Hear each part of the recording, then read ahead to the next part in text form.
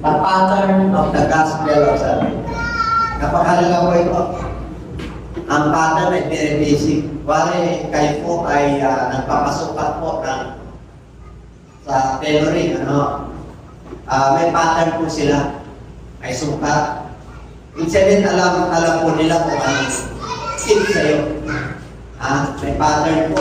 Kahit sa mga numero, meron tayong 4 fundamentals in mathematics.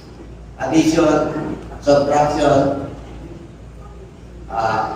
multiplication, and division. Okay? Meron tayong basic. Kahit sa natin, sa mga kursan, kahit sa body clock po natin, may mga basic na po yan. Tinatawag na body clock na kung saan kakain ka sa tamang oras, umaga, tanghali, at hapon. Maging sa commandment ng ating Panginoon. Okay, very basic. 10 commandments. Nilatag ng Lord yan. Sinabi niya sa mga anak ng Diyos. Okay, kaya may mga panuntunan po tayo. Okay, tingnan po natin. Wala tayo. Nabasa na natin, Christ died, Christ buried, and Christ rose again. That is the basic. Kapag-aralan po natin yung plan of salvation. Ang tanong, bakit nagkakaiba-iba? Samantalang may basic, may pattern na binigay ng Diyos. Gusto niyo malaman? Okay. Number 1, tingnan natin ang book of Matthew chapter 7 verse 15.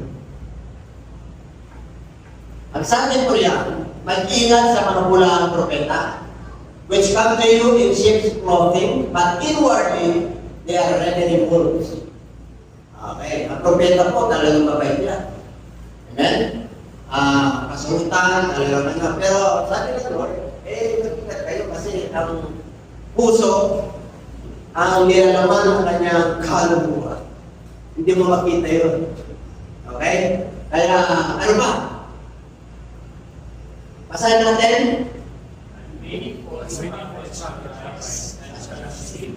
Marami. Hindi sinabi na konti. Papangon at silay. Maraming maliligaw at matadaya. Yun ang mga dahilan. Ano ba? Sige, Peter.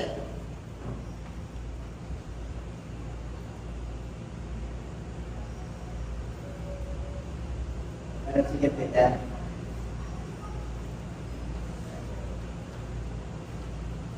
Sige, Peter chapter 4 yan. O sige, Peter 2:1. Nakibasa? But there were false prophets also among the people, and especially false teachers only. Revelation came into the people. And 6, and in denying the Lord that put them and bring upon himself sweet destruction. Yun yung mga kadahilanan kung bakit tayo nagkakaiba-iba. Okay? So may pattern na binigay ng Lord, may pattern na may patron. Basic, kayo magtaka na kayo kung bakit. Ang mga anak ng Diyos ay matatalino. Okay? Mainit dito. Anak ng 24 kasi lang. Pwede mo ilagay ng 18. Hindi ba pwede buksan yan? Buksan nyo nga. Hindi kasi mainit yung ano. Buksan nyo yun. Nagkakatulog. 18 times 3 yung F1, F2, F3. Diyan sa gitna. F1, F2, F3. Hindi, sa baba. May F1, F2, F3. Yung 1 ibig sabihin sa pinakamababa. Pero dyan, F yan. Yan. 2, 3. Yung 3 para malakas sa bunga. Ayan, okay na. Iwanan ko na. 17, lagay mo na dyan. Patulong mo yan. Tarating mo ating ginagawa. Sige na, dahil sa Aprila. Tatlo po. Okay?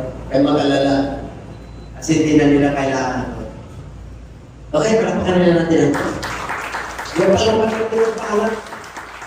Yes. Yun yung mga kailangan. Kung bakit po yung pattern ng Lord ay namimislead. Kasi maraming mga nagtuturo. Maraming false teachers, maraming false prophets, at maraming false doctrine. Isa lang ang doctrine ng Lord, kailan nadadagdagan. Kaya huwag na kayo magtaka kung bakit iisang Bible, nakakaiba tayo ng interpretasyon. 121 book of 1 Peter pala dyan. Ang sabi ko ron, the only ang pagkakapag-interpret lang ng salita ng Diyos is the Holy Spirit and the Man of God. Tawag nyo? Man of God. 1 Peter, I think, 121. Click mo kung tama yung ano ko. Yung propeta ng Diyos. Kaya may mga propeta ng Diyos na bulaan. Did they interpret the Bible? Yes, at that point. Kaya nga, deceptions eh. Kaya yung mga basic na binibigay ng Lord na instruction, lumilihis. At saka sinabi pa ng 1 Corinthians na the prince of this world, which is Satan, blinded the mind of men. Pinula ng demonyo ang kaisipan ng tao para hindi nila makuha yung truth. Umaharang ang demonyo. Kaya pag malinaw sa iyong salita ng Diyos, ikaw yung nagdadala ng mabuting balita. Kasi meron talagang nagdadala. Amen po? Meron talagang pinagkalooban ng Diyos na magdala ng mabuting balita. 1-to-1. 1-to-1. Yan. First Peter. Okay. 1-3-1. Second Peter na. Second Peter na. Panagkaman daw. Pag-ibasa?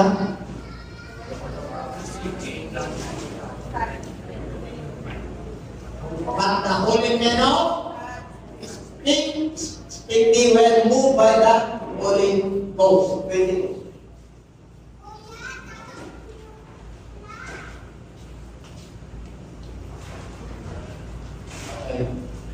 Hindi, bupat ko. Tama yun. Pinipintan, yung verse ko, yung susunod naman, yung kanina. Tama? Sorry, sister, ano rin, nataka. 22. 22 may 22 ba? Wala. Sige.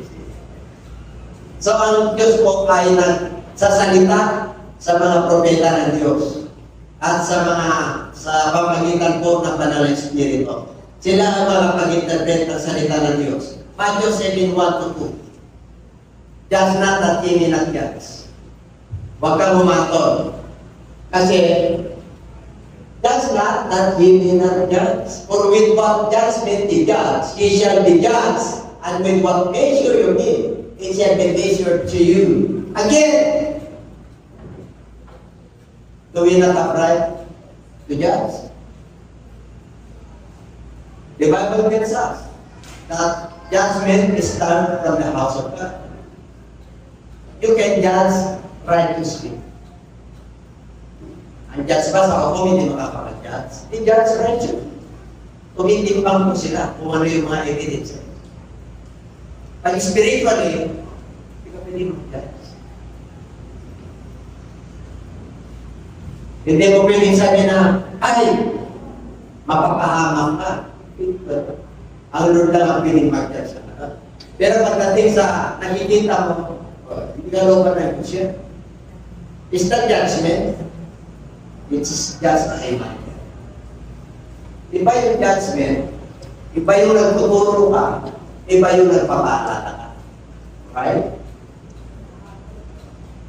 Pag umakot ka, hindi ka naman iligtas. Kasi, hindi ka, kahit na hindi sila sumusunod, nandiyan yung pattern ng Lord. Bakit? Sinabi niya eh.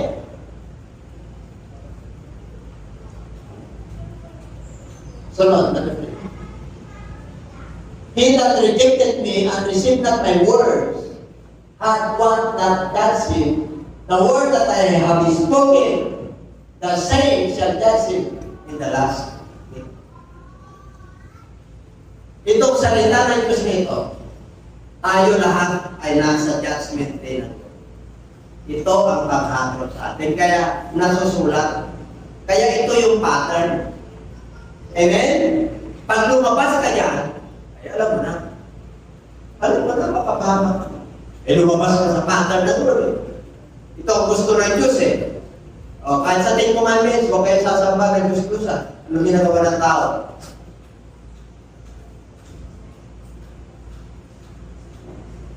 Huwag kayo magnapa. Anong ginagawa ng tao? Huwag kayo magsinungaling. Nandun yung pattern eh. Ito rin yung mag-judge. Kaya sa Judgment Day, nandun tayo na. Hindi na tayo isa-isay ng Diyos. Kasi nakaprogram dito sa mind natin ang ginawa natin.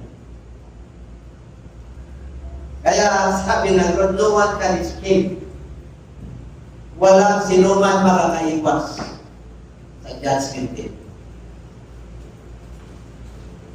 Okay? Palamahan natin ang ating Lord. Ang tanong, kung nagbigay ng pattern ng Lord ng plan of salvation, bakit magkakaiba tayo ng Diyos?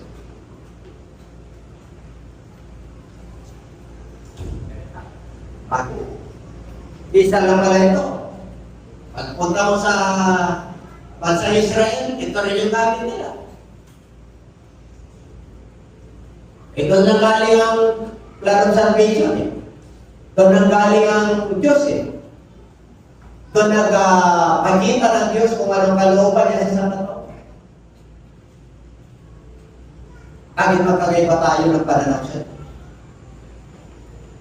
Kasi po, pag-inglit, Ephesians 1:4.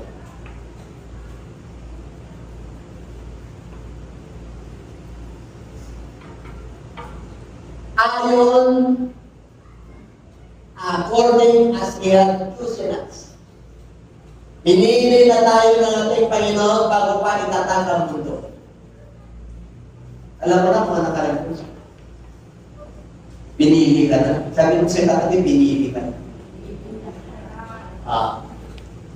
That we should be, ano daw?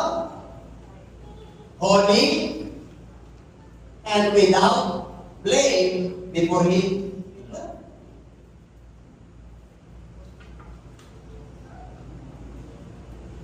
Diba? Pinili ka. Alam mo kung parang kasi pinili ka. Kaya pag nag-uusap tayo sa iyo na huwag mong gawin yan, anak ka niya kasi ayaw ka niya. Papa.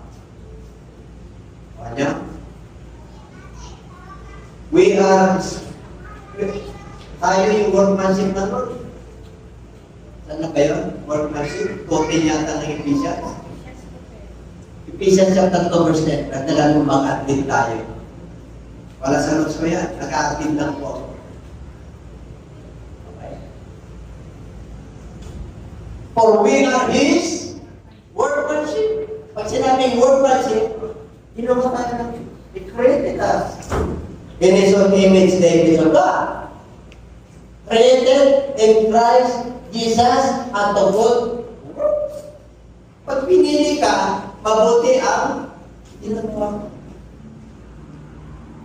Kasi may plano ang Diyos sa atin. Which God had before ordained that we should walk in Him. Kaya mo na gumawa ng mabuti. Kaya sabi ng Lord, pag hindi ka niya pinili, pag pinili ka ng Lord o hindi ka niya pinili, that is only one God, that is God. You cannot be good without God. Yun ang ibig sabihin. Kasi lahat mo tayo, there is no one righteous, there is none right. Walang sin. So, pag hindi ka pinili ng Lord, kasi ang Diyos din ang nagawa ng paraan pag pinili ka. Ang tanong, posible ba yung pinili ng Diyos na magkamali, na magpagsalay, na hindi makapagpatuloy? Is it possible? How? Yes, it is possible. You know what? Because of the grace of God, that God loved us so much, yung will natin, kahit na niligtas na tayo, pinatawad na tayo, hindi ka pa rin niya pinatawad. Kaya there is the possibility na mag-backslide o wala ka sa ulo. Walang kaligtahan. Ang iba, sabi na, same. Salvation is always same. ang niligtas na ng Diyos ay maliligtas ka kahit na nagkakasala ka. Nandiyan na yun. Nandito na yung ayaw ng Lord eh. Those who are born again and born of God, hindi sila nagpapatuloy sa pagkakasala. They will not sleep in sin. Sila ay nagkakamali. These sins are unintentional. These mistakes are unintentional. It is not sin unto death. Hindi po ito yung kasalanan ng nakamamatay. Kasi may kasalanan na nakamamatay. Nasa Bible din eh. Ano yung mga kasalanan na nakamamatay? Nandun din po kami sa yung ayaw ng Lord. Yung mga gawa ng laman. Alam niyo na yung gawa ng laman. Yung desires of this world. Desires of pride of life, kataasan. Hindi pagsunod sa magulang. Nagre-rebelde sa gobyerno. Nagre-rebelde sa ministry. Nagtatakbo sa Diyos. Yun ang ayaw naman. Amen? Kaya, there is still a possibility na yung isang mananampalataya ay hindi makapagpatuloy. Kaya nga sabi ng Lord eh, yung backslider, yung nagre-rebelde sa Lord, sana hindi mo na kilala. Wala nang ahing pa. Wala nang crucifixion. Kasi tapos na yung blood of the Lord, yung salvation para sa kanya. Kaya ang sabi ko ron, kahihiyan ka sa cross ni Kristo. Kasi anak ka na niya, nasa safe ka na, nasa kamay ka na ng Lord, ginagawa mo pa rin yung still, believers are still disobeying God. Believers ang tinutukoy ko rito ay mga pinili. Hindi yung mga unbeliever. Unbeliever yan eh. Papapahama kasi di sila nanampalataya. Pahalan ko sa kanila. Kung ang sabi ng Bible, ang mga hindi sumasampalataya kay Kristo ay mapapahama. Bibili nito na, nasa Bible. Hindi natin sinabi yun. Binasa natin. Okay? Kaya dito po, pero mo, gano'n na lang, ano ba matanda ka sa mabuti? Kasi pag hindi ka lang ng Diyos, akala mo yung ginagawa mo mabuti, yung masama mabuti pa rin. Kasi nga, walang ilaw, walang liwanag. Gano'n ang buhay natin nun eh. Kung wala pa tayo kay Lord, akala natin yung ating ginagawa ay tama. Sinabi na po Proverbs yan, baga, meron puntahan ng tao na matuwid, pero sa dulo pala doon ay kapahaba. Yan ang tao. That's man. Okay? Ano pa? Now, ito na yung pattern. Ito na yung susi. Mag-focus tayo sa kaligtasan. Bakit iba-iba? Pag tinanong mo sa ibang mga preacher, paano ka naligtas? Iba-iba. Paano ka magiging anak ng Diyos? Yes, you're receiving the Lord. Tama yun. Yes, you must believe in His word. Tama yun. Magsisi ka? Tama yun. Magpapautismo ka? Tama yun. Ang magpapautismo, i-mention? Tama yun. Kaya, anong hindi tama? Sa pangalan. Kita mo. Tingnan natin. Pahibasa. And I say also unto thee, thou art Peter, and I am this rock. I will build my church, and the gates of hell shall not prevail against it. This church is not to be considered. This is Jesus Christ Church. Amen? Kasi maraming mga pangalan ng ministry nila, yung apelido nila. Apelido nila. It's the ministry ng Lord. Hindi na ako magpapanggit. Alam niyo yan. ministry na ganito, ministry na. Naitataas yung pangalan, yung apelido nila. Ang itaas mo, yung pangalan nila. You want to be mature, you want to be blessed by the Lord, and you want anointing, you must lift it up the name of God. Pinano natin kanina, rinawin. Jesus just a mention of it. Ibig sabihin, lahat ng bagay. Kung gusto mo na gumaan, just utter or mention na rin ito. Kasi kung panananalig eh. May problema ka sa pera, lumapit ka sa kanya. He is the source of treasure and wealth of this earth. Siya ang may-ari ng lahat. Kaya doon mo sabihin sa kanya na, Panginoon, kailangan ko ito. Sa sakit, ganun din. Pumunta ka sa doktor, okay naman. May maintenance ka, okay pa rin. Kasi at least alam mo. Pero yung pagdugtong ng buhay mo, siya pa rin. Amen? Kahit na may maintenance ka, ikaw ang inabuso mo naman yung sarili mo. How to have a long life? Biblical. Nasa Bible. You must obey and honor your parents with a promise. Ano yung promise? You have ano? Ano ba? Don't abuse your body. This is the temple of the living God. Lifestyle. Pagtulog. Exercise. Anong kinakain mo? Puro mantika? Sunyog araw-araw? Asukal araw-araw? Pinakusap yung sarili mo. Balance. O kaya dito may pattern eh. Ibibigay ko sa iyo yung pattern. Susi. Para yung kaharian ng kalalitan ay mabuksan. Ano man ang iyong tatalian sa lupa, walo din sa langit tatalian din. May connection eh.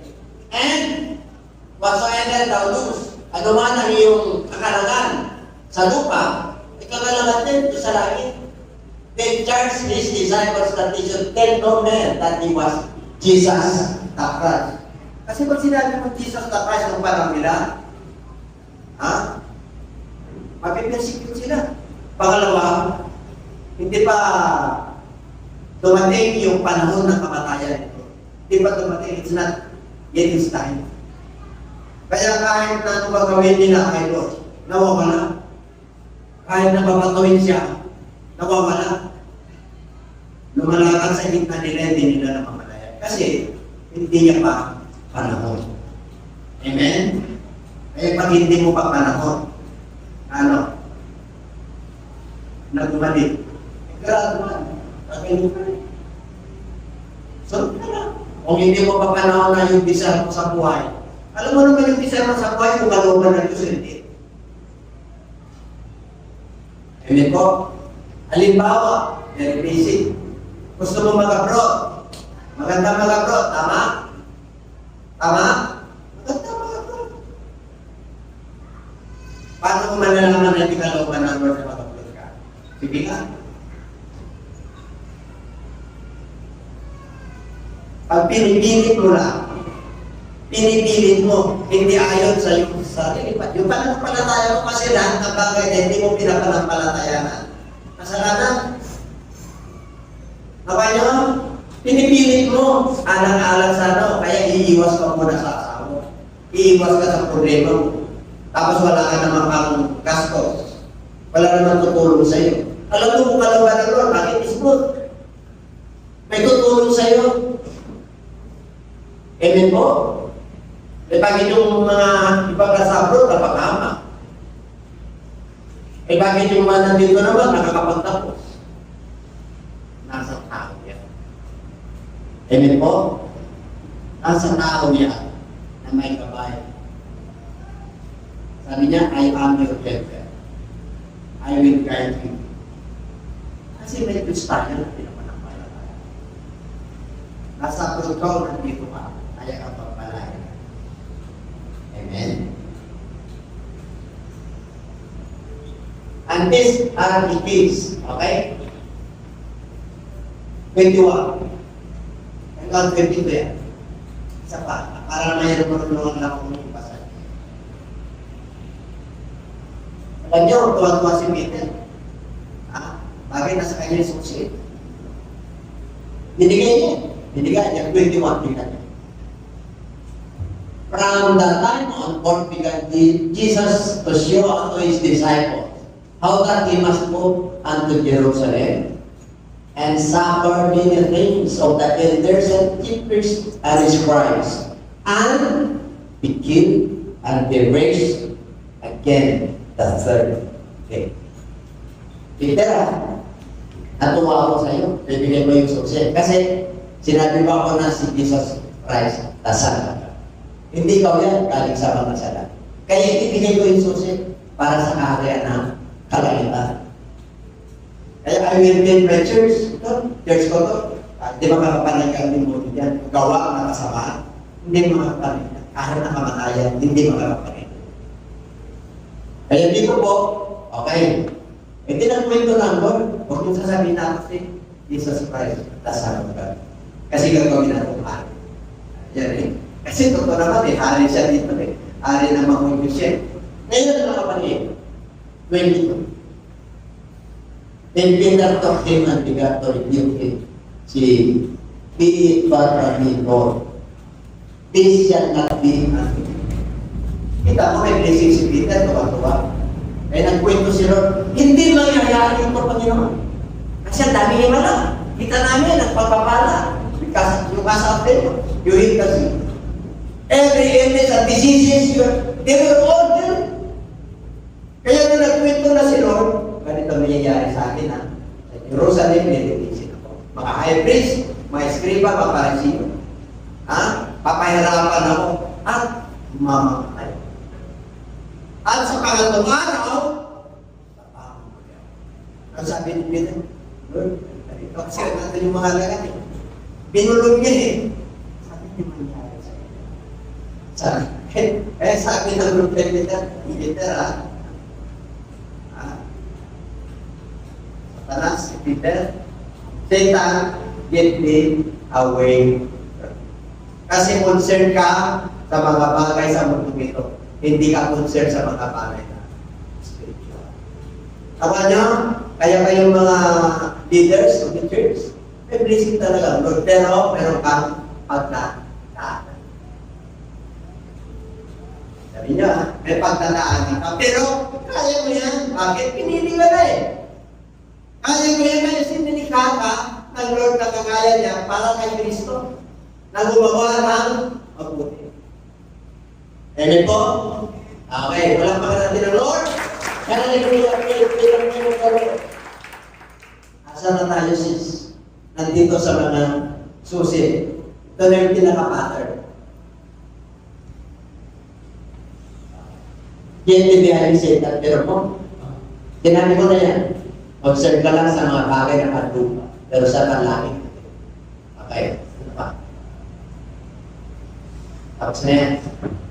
Nagdala na tayo. Yung pinakaplano na. Okay?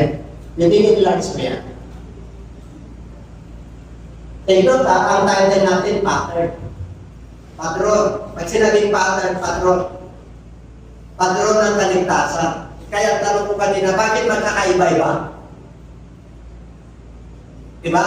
Kaya nga, yung intro natin, marami. Mga mula puro, wala propeta. Sila ay pabango at maraming kadayayan. Kaya magkakaiba na. Ayaw, kahit na pareho tayo ng Jesus Christ, magkakaiba. Kayo ba naniniwala na may ibang Kristo? Ha? Tignan niyo. I-click ko nga ang 2 Corinthians chapter 14, verse 1. Mag-atinda tayo ako na pumunta sa kasi Bakit sabi, may mga nagtatanong sa akin, bakit magkakaiba? Pinahintulutan ng Diyos yan para tumalino ka. Para saling-sigin mo kanyang salita. Kaya sabi niya, this word of the law, ito, patas ng Diyos, huwag mahiwalay sa iyo. Bibig. Basahin mo, at i-memorize mo, dinidiliin mo araw at gabi. Okay? 2 Corinthians 11.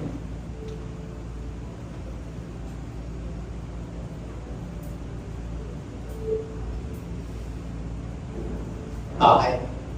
3.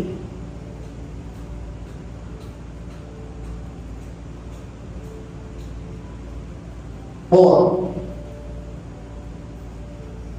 Pakibasa.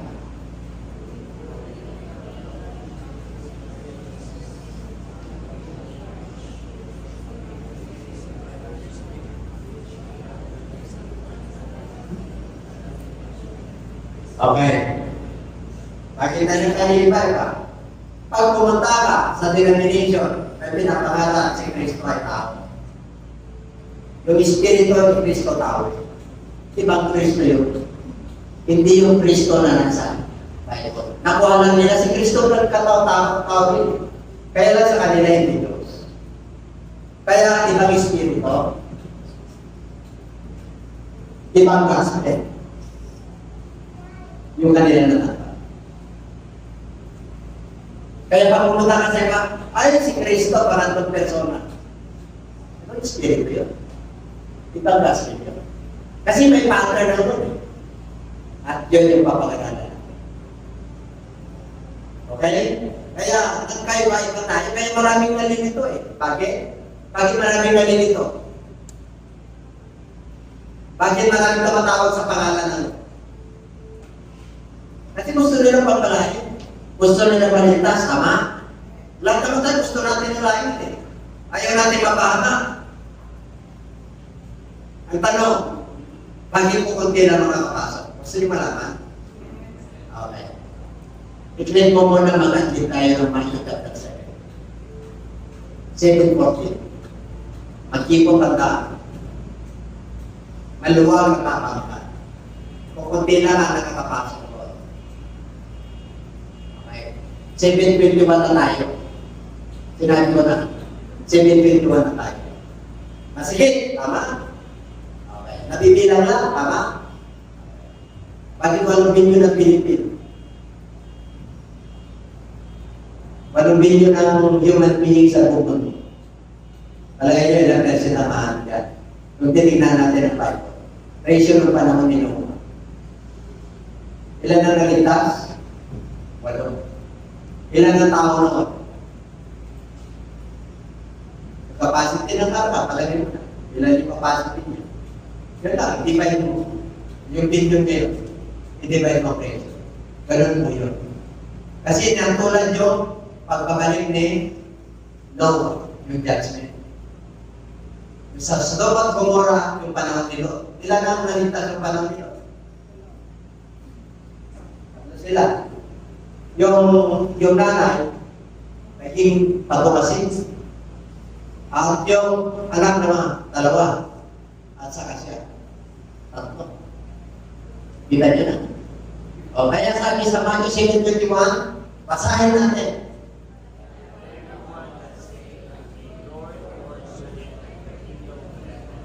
But even as the faith of the Father, Maraming nagsasabi, Panginoon, Panginoon. Natin, marami. Kami, bakit? Ni Lord, no? Gusto namin ng langit. Totoo po yan. Lahat ng tao gusto ng kapayapaan, nagalang at pagpapala sa langit tiwala. But he that doing the will of my Father which is in heaven. Tuloy mo. Many will say to me in that day, Lord, have we not prophesied in thy name? Nararam kami sa pangalan mo. In the name of Jesus.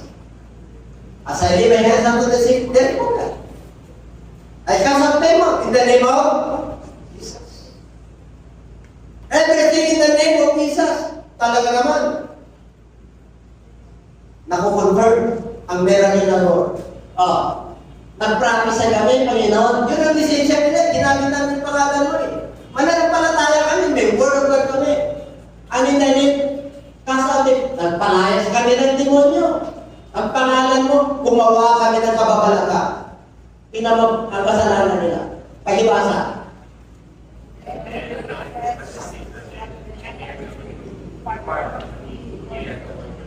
Bakit hindi sila kilala ng Lord? Gumagawa ng iniquity. Ginagamit mo yung pangalan ng Lord, hindi ka pa rin sumusunod sa Kanya. You see how great God is? Pag ginamit mo ang pangalan ng Lord, very powerful. Kahit na gumagawa ka ng kasalanan. Kahit na sampay mo yan ng bato, pag yung pananampalataya mo tumagos, hindi sa bato, nagpagaling yung Diyos na lumikha. Pag dinggin ng tao, kahit na hindi niya kilala ang Diyos, pag tumawag sa Kanya, iniligtas siya ng Diyos. Everybody say amen. Ito mga mananampalataya ko. Kaya yung iba ayaw nila mag-perform ng miracle. Bakit? Ito raw eh. Eh paano yung mga walang signs and wonders na anak ng Diyos? Hindi ka kilala ng Lord. Anak ako ng Diyos, pero takot ako sa signs and wonders. Yun nga, yung mga palatandaan na ikaw ay mananampalataya. You can cast out demons. You speak with hands, and you shall lay your hands unto the sick, they shall recover. Yun ang palatandaan na anak ka niya. Kaya lang itong mga palatandaan na ito, nagiging siya nila, na ano, gumawa ng masama, kaya hindi sila kilala nito. Kahit na kumaling pa yan. Paano yung mga walang sign? Eh wala talaga yun. Hindi siya nananalig eh. Kaya yung iba ayaw ito eh. Hindi nila nakita. Ito ang ayaw ng Lord. Kung gumagawa pa rin sila ng masama, ginagamit mo yung pangalan ng Lord eh. Hallelujah, amen, praise the Lord. Pero pagkatapos yun, gumagawa ka pa rin ng kapagalagan eh. Magawa. Dali ba pumasok sa langit? Sinabi ng maskip. Pag hindi iba sabi nila maluwa. Kanina yun.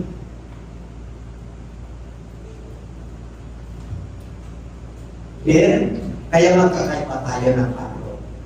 Ito ang pattern ng Bible para sa lahat ng tao na nilalang ng Diyos. Ito na. Lagay mo na. Pag sinabing pattern, plan of salvation. Yung ano muna yung pinaka-text natin bago tayo pupunta sa ka para makuha ka nila. Pag-sink in. Okay. Yun, basahin muna natin. Ulitin natin. Yung pinaka yung 15:1 to 4. Tapos punta tayo, pangalawa ito para mag-sink in. Kasi ano to eh, ito yung dapat na dala-dala ninyo, natin lahat. Pag pumunta kayo sa lakwats nyo, dapat ito yung dala yung susi. Ang susi na tinutukoy yan, mensahe. Amen? Yun yung mensahe. Kaya yan, dapat isang ulo nyo yan. That is the articles of your faith. Kaya pag may nagtanong sa inyo, paano ka naligtas po? Meron ka ng susi. Ako may nagtanong sa inyo, o kaya nag-pray kayo ng maayos sa buhay. Tumanggap siya sa Lord. Anong gagawin ko? Tinanggap niya na eh. May susi. May steps. Mayroong hakbangin. Kaya nga mga kapatid, ulit, ang pinakalan ko yung gospel. Pag sinabi yung gospel, good news, glad tidings, good tidings, galing sa Diyos yan. Nung ipinanganak ang Lord, that is the glad tidings, the joy of the whole world. Kasi ipinanganak yung Savior. Jesus ang pangalan niya na siyang magtubos sa ating mga kasalanan. Siya ang tagamagligtas ng buong sangkatauhan. That is the good news. That is the gospel. Kaya pag sinabi mong gospel, makikita mo yan, the gospel of Matthew, the gospel of Mark, the gospel of Luke, and the gospel of John. Mabuting balita ayon ka kay Matthew. Who is Matthew? Matthew is a tax collector. He is a Levite. Siya ano inano niya kay Jesus Christ? Yung lineage ni Jesus Christ, kaya pag binuksan niyo yung book of Matthew, nandun yung lineage niya. 14 generation ang mag-identity. What is the gospel according to the Bible? Nandun din po. Iba naman yun. Ng setting niya. Iba yung kanyang audience. Na si Jesus Christ is the Son of God. Hindi ba? Sino? Ano niya ron? Yung mga ministry niya. Yung healing niya. Sa bukod niya, yung deity of the Lord Jesus Christ. In the beginning was the Word, and the Word was in God, and the Word was God. Na nag-isa lang, itong Panginoong Diyos itong Panginoon na Diyos na nagkatawang tao, ito yun, yung larawan ng Diyos na hindi nakikita. Siya lang ang nakakilala sa Diyos Ama. Wala niyong makakapunta ron, kahit na sino. Ano? Sino nakakilala sa Ama? Siya lang, si Jesus Christ. Kaya pag lumunta ka sa ibang pintuan, ang mga agat, hindi ka kilala ng doon. Ang tawag doon, maglalakaw. Siya lang ang daan eh. Huwag kang didiretso sa Ama, hindi kilala yung anak. Naman nyo, ganun katindi ang gospel. Kaya magkakaiba tayo. Kaya sabihin mo sa katuloy, mapahalang ka. Bakit? 100% nandun tayo sa susi na binigay ni Jesus Christ kay Pedro. At yung kay Pedro pinangaral niya at umabot sa atin sa Asia Minor noong panahon ni Pablo.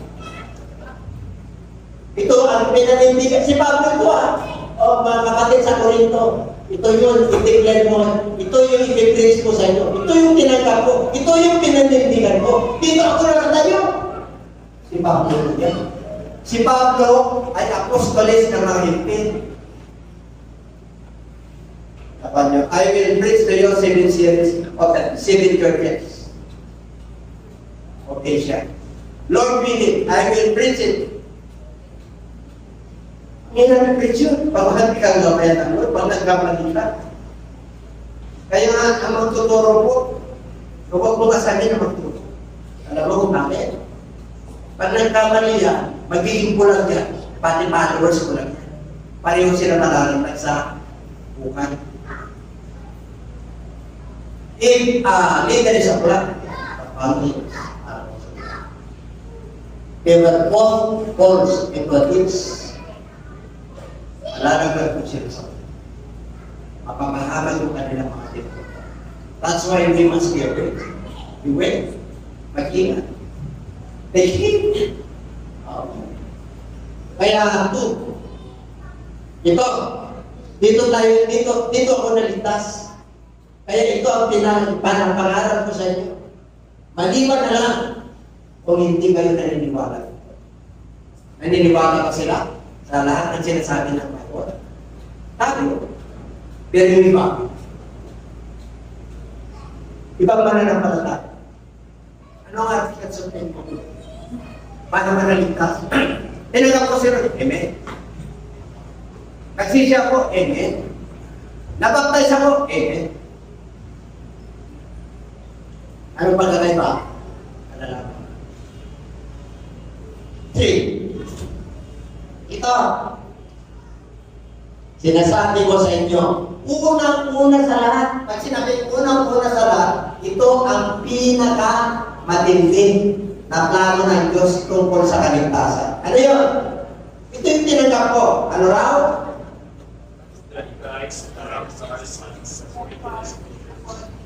Paano kahalaga ang pamatayan ng Kristo? Sige nga. Namatay si Kristo. Your life. Pangako kung namatay si Kristo, what is the application of the death of Christ on my life? Sige nga. Tinanggap ko si Kristo, ligtas na ako. Is that the keys? Is that the pattern that the Lord gave us to us and teach us and teach the disciples? Yung mga pattern na kasi Kristo namatay ka nakapula. Okay na? Kulang pa. Kulang pa. Kasi dapat kumpleto yan.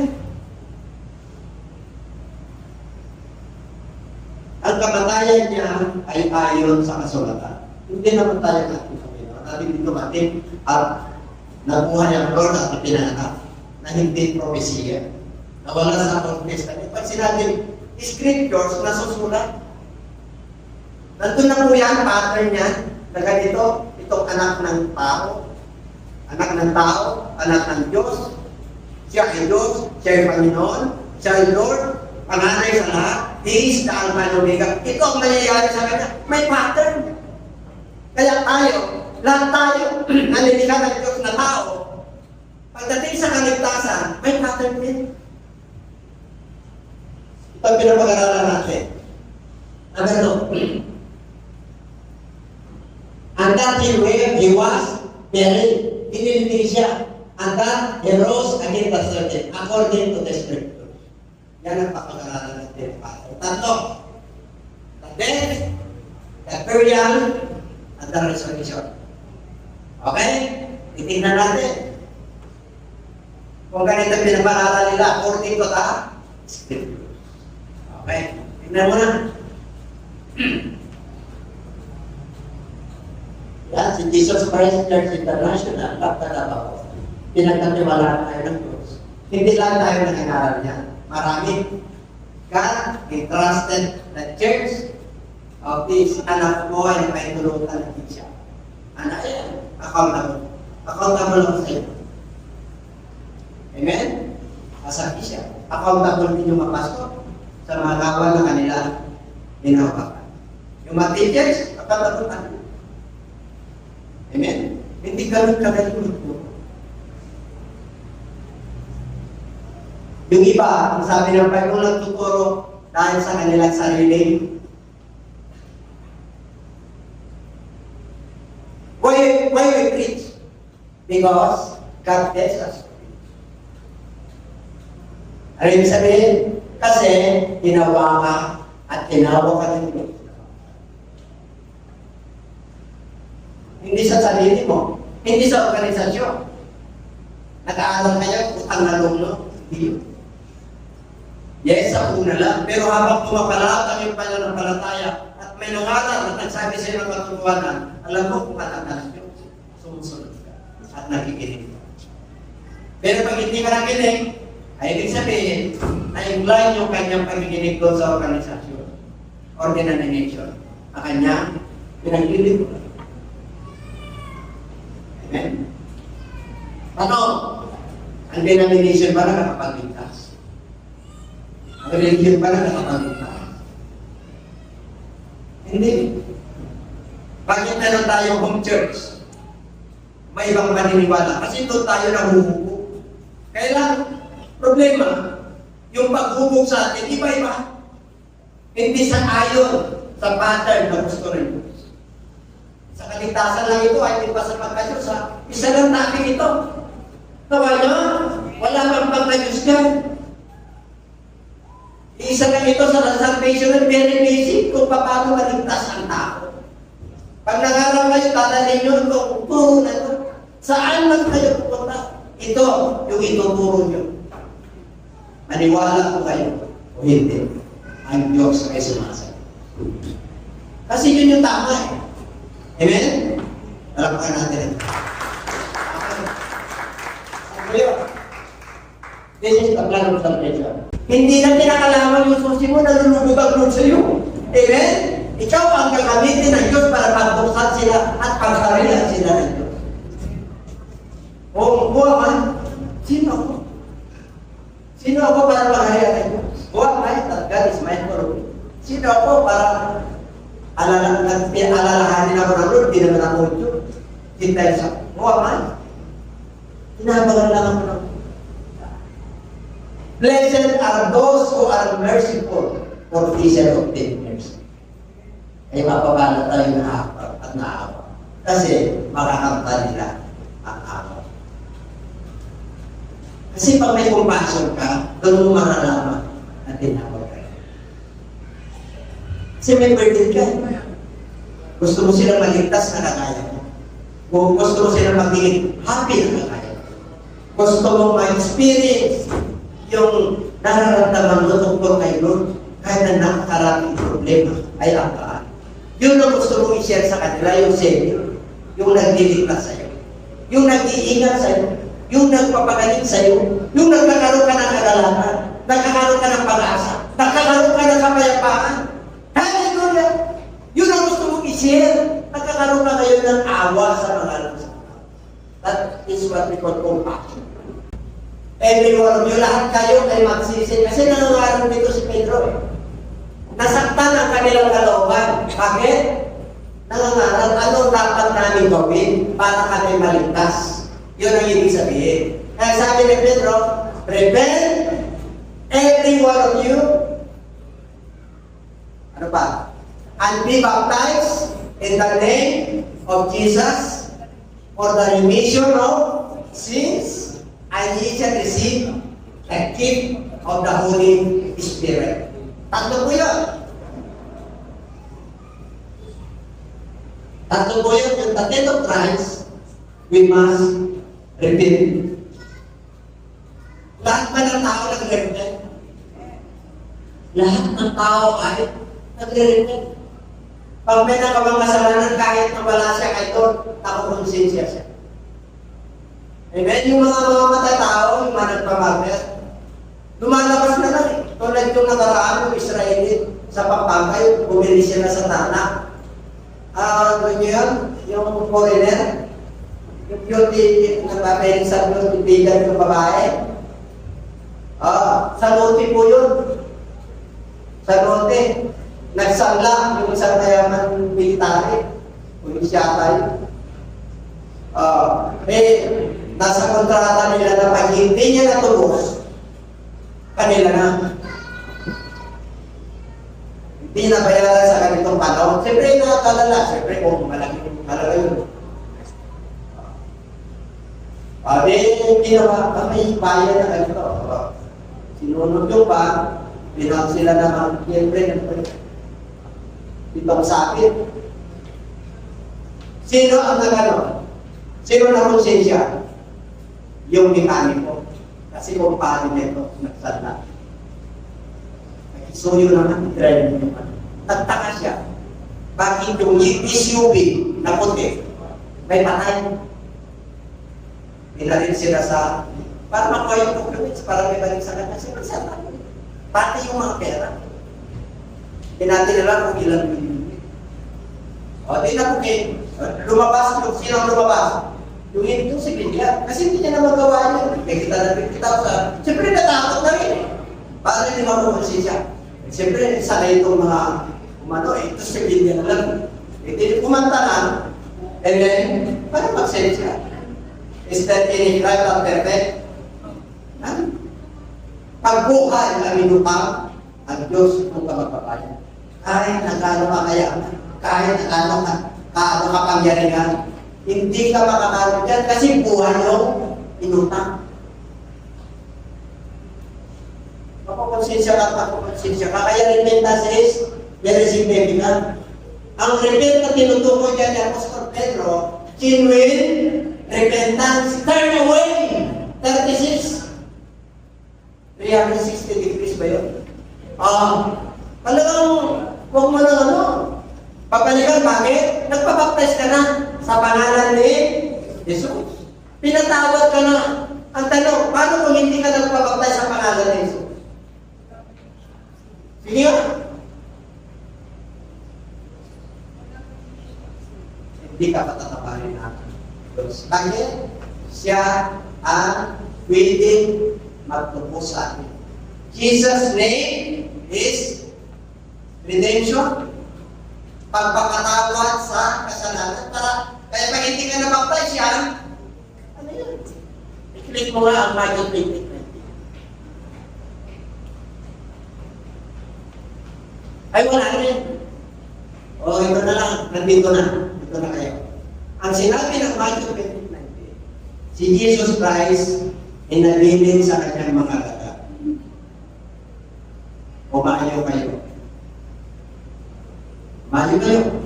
Turuhan niyo sila. Ano turo niyo sa kanila? Bautismo. Bautismo niyo sila sa pangalan ng Ama, ng Anak, at ng Holy Spirit. Sino ang kanyang inutusan? Ang mga alagad. Pilipino ba? Pilipino ba yung kausap ni Jesus Christ? Hudyo, mga alagad. Kasi wala pa tayo. Umayo kayo, bautismo nyo sila sa pangalan ng Ama, Anak, at Espiritu Santo. Ano? Yun bang sinunod na pattern ng mga alagad?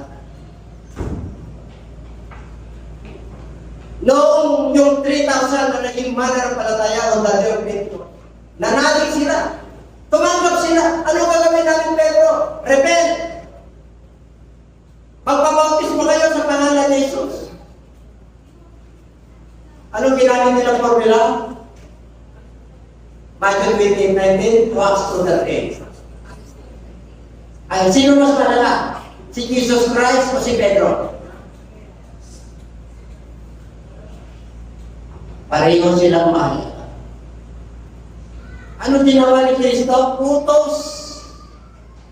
That is a commandment. That commandment should be executed. Kaya ibig sabihin, inutusan sila na magpabautismo sa pangalan ng Ama. Ano? Anong pangalan ng Ama? Anong pangalan ng Anak? Anong pangalan ng Holy Spirit? Bakit ito na ginamit ng mga alagad?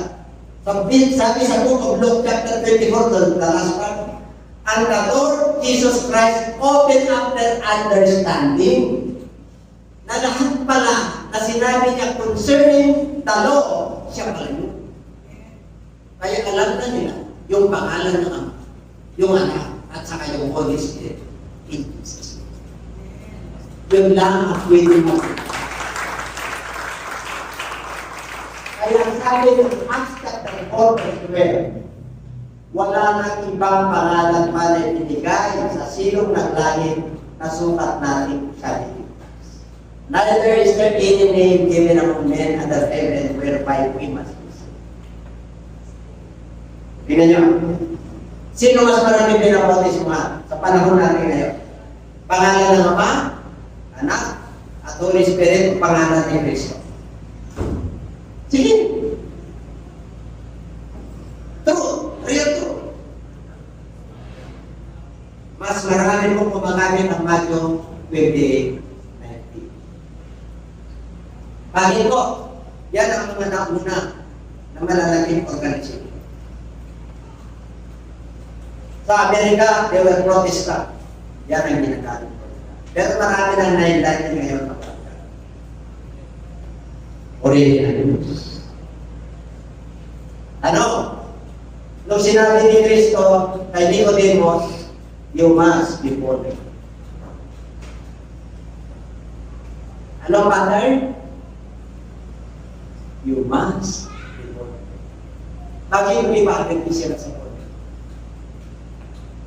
Ay samantalang sinabi ni Kristo, kailangan ipinanganak ka lang eh. Bakit? Makasalanan. Ang paraan lang ng Diyos, nakapamilya ka ng Diyos, the universal family of church, is you must be born again. Born again is not a religion. Born again is a preaching. It is a command of the Lord Jesus Christ that we must be born again. Para ng Diyos siya, para makaroon tayo ng relationship with Diyos na kamanglasan. Kasi nung nangangaral yan siya yung nakikita. So yung pattern, nakikita nyo, pag hindi siya siya rin wala, pero para ka naman yun. Kasi dinala ka ng nanay mo. Ginawa ka ng tatay mo, makasala na pa rin. Hindi pa kayo bulag, pero masok bulag. Ayun. Sa baptism, bakit baptism in Jesus' name? Sa Bible, marami, 10, more than ang nagbabaptize in Jesus' Jesus' name. Lahat ng Church of God, they were baptized in Jesus' name.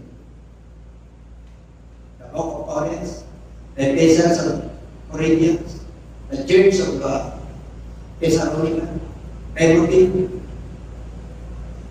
they were all baptized. Bata pa lang po sa pananampalataya, meron namang playa. Kung laude, pinag-aaral po siya. Pastor. Sinira po siya. Alam mo siya pa sa kanya, show me this scripture. And I'm going to be baptized now. You will baptize me. If you can show me this scripture, who baptize in the name of the Father, Son, and the Holy Spirit. Bata ka sa pananampalataya, di ba, Pastor? Kung laude yun, nagpapastor sa amin, show me. Wala siyang may kapag. Bakit? What the Bible tells us.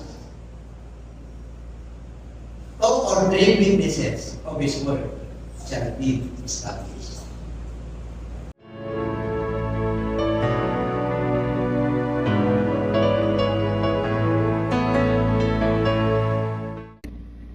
Magandang gabi po sa inyong lahat, mga kababayan ko po, kapwa Pilipino at sa mga Kristiyano po na kagaya ko.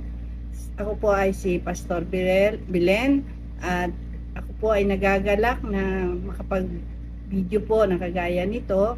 Nais ko lamang po ipabatid sa inyo na merong magandang balita po ang ating Panginoon na kung sino man ang sasampalataya sa Kanya ay magkakaroon ng buhay na walang hanggan. Pag sinabi po magandang balita, ito po ay merong kaakibat na pagpapala. At alam nyo po, ang isa sa nais ng Panginoon ay kilalanin natin ang ating tagapagligtas, siyempre. Walang iba po kung hindi ang ating Panginoong Jesucristo. Pero nakakalungkot po kasi marami pong tao ang hindi po naniniwala kay Jesus Christ. Yung iba hindi nga nila alam yun eh. Yung iba nga, sabi nila Messias lang siya. Pero matindi po yung Messias, Savior po yun. Yung iba naman sinasabing siya ay propeta lang. At ang iba ay tao lang. Ano man ang inyong paniniwala, kapatid, ang Diyos po ang nakakakilala sa inyo. Wala pong nais ibigay sa atin ng Panginoon kundi kaligtasan, na kung sino po ang tatanggap sa ating Panginoong Hesus, maniniwala po sa Kanya at tatalima sa Kanyang mga salita, tayo po ay magkakaroon ng buhay na walang hanggan. Pangako niya po yan. At nawa, maniwala po kayo. At nais ko po ipabatid sa inyo, mga kapatid, na wala po tayong ibang gagawin kundi tayo po ay lumapit ng taos-puso sa Panginoon, magsisi sa ating mga kasalanan, at tanggapin po natin ang kaloob ng Holy Spirit at mamuhay ng may kabanalan. At sa mga nais po na tumanggap sa ating Panginoon bilang Savior and Lord ng kanilang buhay, magagawa po natin ito sa pamamagitan ng panalangin, ng pagtanggap. Samahan niyo po ako sa maikling panalangin po ng pagtanggap para po tayo ay magkaroon ng kaligtasan sa ating kaluluwa. Naghihirap ka na nga sa mundong ito tapos hindi ka pa maliligtas. Pag namatay ka, kawawa ka naman, kapatid. Kaya habang may panahon pa, may pagkakataon pa, wala namang mawawala sa atin. Kundi subukan natin ang inaalok sa atin ng Panginoon na magandang balita. Sa totoo lang, mga kapatid, ang kasulatan po ay hindi ginawa para lamang po sa matutuwid na tao. Ang kasulatan po ay nagawa dahil nais ng Panginoon abutin po ang mga taong makasalanan. Yung mga taong walang ginawa kundi kasamaan. Yung mga tao na walang inisip kundi ang mga gawa ng kaaway. Mga tao na walang pagkilala sa ating Panginoon. Nakakalungkot man, sila po ay mapapahamak kung di po makakilala sa ating Panginoon. At kaya po tayo ay binibigyan ng Panginoon ng pagkakataon sa gabi ito na tanggapin po natin siya sa ating buhay. Kung nais niyo po na tanggapin ang ating Panginoon bilang Savior and Lord, bagamat yung iba hindi po talaga naniniwala sa salita ng Lord, ay kapatid, kawawa ang iyong kaluluwa. Kaya sa mga nais po na tumanggap sa ating Panginoong Yesus, wala po kayong ibang gagawin kundi tayo po ay manalangin at sumunod po kayo sa maikling pagtanggap po sa ating Panginoon. Pigit po natin ang ating mga mata, tayo po dumulog sa ating Diyos na buhay. Amang banal na makapangyarihan sa lahat, aming Diyos na buhay, tunay na ang iyong mga salita ay totoo at makapangyarihan. Sa oras na ito, Panginoon, kami po ay lumalapit sa iyong harapan, nagpapakumbaba sa aming sarili. Kilala mo po kami. Patawarin mo po kami, Ama, sa lahat ng aming mga pagkakasala, pagkukulang na nagawa sa iyong harapan at sa aming kapwa. Patawarin mo po ako sa lahat ng aking mga kasalanan. Kasalanang maliit, kasalanang malaki, pareho po sa iyong harapan. Linisin mo po ako, patawarin mo po ako, at gawin mo po akong karapat-dapat na maging anak mo. At sa oras na ito, tinatanggap kita bilang sariling tagapagligtas ng aking buhay. Pagarian mo po ako, Ama, mula ngayon hanggang sa iyong pagbabalik. Tinatanggap kita bilang isang Diyos sa aking buhay. Salamat po sa kapatawaran at kaligtasan na aking natamo. Ito po ang aking samot-dalangin sa iyong dakilang pangalan, sa pangalan mo po, Panginoong Yesus. Amen. Ang tinanggap po natin ay ang Panginoon. Hindi po natin tinanggap ang anumang relihiyon kasi wala pong relihiyon na napako sa krus. Tanging ang ating Panginoong Yesus lamang po ang ating tagapagligtas. Kaya kung kayo po ay mananalig sa ating tagapagligtas, ang ating Panginoong Yesus, tayo po ay makasusumpong ng buhay na walang hanggan. Sana po sa susunod nating video ay subaybayan niyo po ako. Marami po tayong pag-uusapan tungkol sa mga bagay na nais ng Panginoon sa ating mga anak niya at sa lahat ng tao na makakasumpong po ng pagpapala sa harapan ng Panginoon. At yun po yung mabuting balita. Sabi nga po sa Bible, ang sino man daw po na nag-iipon ng kayamanan sa panlangit ay makasusumpong ng mga bagay na kakapakinabangan po. Pero yung mga bagay na hindi natin pinapansin, yung mga bagay, mga kapatid, na sabi natin mga pinupukosan ng mga tao ngayon ay yung mga bagay na panlupa, yan po ay wala tayong mapapakinabangan po. Hanggang lupa lang po yan. Ang mahalaga po ay yung pangako ng Diyos sa buhay na walang hanggan. Salamat po, at alam ko po na sa panahon ngayon marami po ang naghihirap. Kung wala pa si Lord sa buhay mo, mas kawawa po kayo. Kaya ang Diyos po, abang may pagkakataon, tayo binibigyan ng Panginoon ng pagkakataon para makilala po natin siya, na siya ang ating tagapagligtas at siya po ay maaasahan natin sa lahat ng panahon. Buhay man o mawala man tayo sa mundong ito, hindi po tayo iiwan ng ating Panginoong Yesus. Yan po ay pangako niya. Pagpalain po tayong lahat ng ating Diyos na buhay at magandang gabi po sa inyong lahat. God bless po!